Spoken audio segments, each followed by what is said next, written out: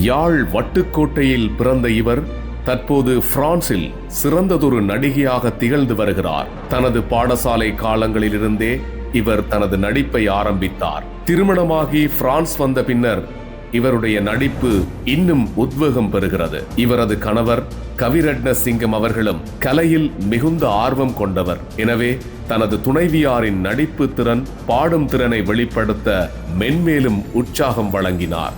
பிரான்சில் 80களின் கடைசி பகுதியில் பிரான்ஸ் தமிழர் பண்பாட்டுக் கழகத்தின் நாடகங்களில் திரு பரா அவர்கள் மற்றும் திரு ஜெயா அவர்களின் நாடகங்களில் நடித்து அவரின் இயல்பான நடிப்புக்கு பலரது பாராட்டுகளையும் பெற்றார். இசையும் நடிப்பும் ஒருங்கே பெற்ற இவர் கலையில் எப்படியோ அதே போன்று ஆன்மீகத்திலும் இவர் மிகவும் ஈடுபாடு கொண்டவர். பரா அவர்களின் நாடகம் ஒன்றில் இலங்கையின் முன்னாள் ஜனாதிபதி சந்திரிகா குமாரதுங்க அம்மையார் போன்று வேடமணிந்து நடித்த போது அரங்கம் அதிர கரவோஷம் பாராட்டு காணும் இடங்களில் ரசிகர்கள் இவரை சந்திரிகா அம்மையார் என்றே அழைக்க ஆரம்பித்து விட்டனர். தொடர்ந்து இளம் படைப்பாளிகள் கி தீபன், அஜந்தன், தமிழ் பிரியன் போன்று பல இளையவர்களின் குறும்படங்களில் நடித்து பலரது பாராட்டுகளையும் பெற்றார். திரு பரா, திரு ஜெயா, ஜே.ஏ. சேகரன், திரு கெமிலேஷ், திரு எம்.பி. நாதன் ஆகியோரது பல நாடகங்களிலும் நடித்து புகழ் பெற்றார்.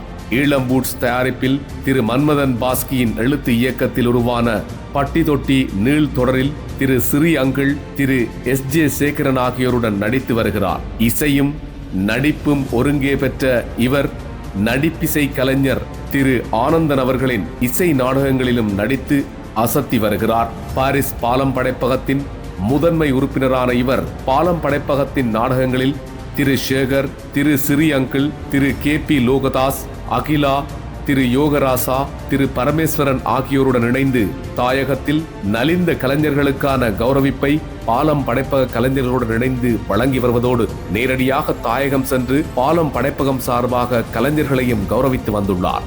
இவரின் அர்ப்பணிப்பான கலை செயற்பாடுகளை அவதானித்த பல நிறுவனங்கள் இவரது சேவைகளை பாராட்டி மதிப்பளித்து வருகின்றன. அந்த வகையில் பாரிஸ் பன்னாட்டு தமிழ் உயர்கல்வி நிறுவனத்தின் மதங்க வித்தகி என்ற பட்டமும் இவருக்கு வழங்கி கௌரவிக்கப்பட்டது. பிரான்ஸ் தமிழர் புனர்வாழ்வு கழகம் ஈழத்து தமிழ்வழி என்ற விருதையும் இவருக்கு வழங்கி கௌரவித்தது. அதேபோன்று தாயகத்தில் அமரர் பாலா மாஸ்டர் அவர்களை தலைவராக கொண்டு இயங்கிய கிராமத்து சூரியன் என்ற அமைப்பும் இவருக்கான மதிப்பளிப்பை வழங்கியிருந்தன. இப்படியாக பலரது பாராட்டுடன் கலை சார்ந்து சலிக்காமல் இயங்கிக் கொண்டிருக்கும் திருமதி புனிதமலர் கவிரட்ன சிங்கம் அவர்களை மாண்புரு மங்கையாக மாண்பேற்றுவதில் இவள் 2026 பெருமை கொள்கிறது.